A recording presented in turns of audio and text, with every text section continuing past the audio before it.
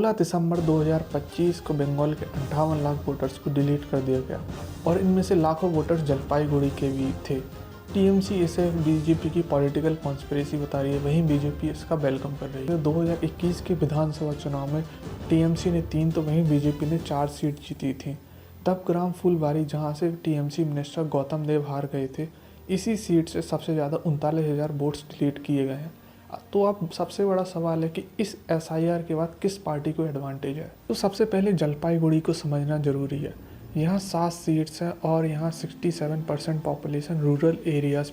हम बात party strategies की करते हैं। टीएमसी का नैरेटिव है कि 58 लाख वोटर्स को डिलीट किया गया है, जबकि 1.8 लाख को घोस्ट या फेक माना गया है। इसके साथ ही सबसे ज़्यादा वोटर्स अर्बन एरियाज में डिलीट हुए हैं, जहाँ बीजेपी स्ट्रांग है।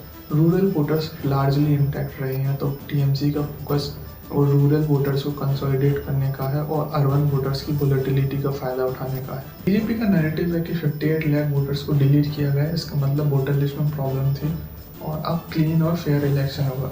वहीं दूसरी तरफ उसका फोकस क्वांटिटी से ज़्यादा क्वालिटी पर है। कुछ अनट्रेसेबल और फेक नेम डिलीट हुए हैं, लेकिन कोर वोटर अभी भी लिस्ट में है। फुलबारी की सीट एक डिसाइसिव बैटल बन चुकी है, क्योंकि 2021 के विधानसभा चुनाव में बीजेपी ने इस सीट को लगभग 28,000 वोटों से जीता था, लेकिन अभी 39,000 वोट इस वोटर लिस्ट से डिलीट हो चुके हैं।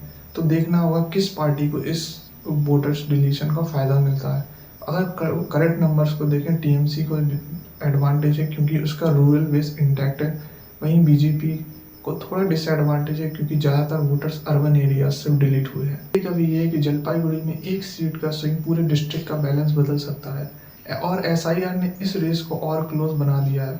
अब वोटर लिस्ट एक लिस्ट नहीं, स्ट्रेटजी बन चुकी है।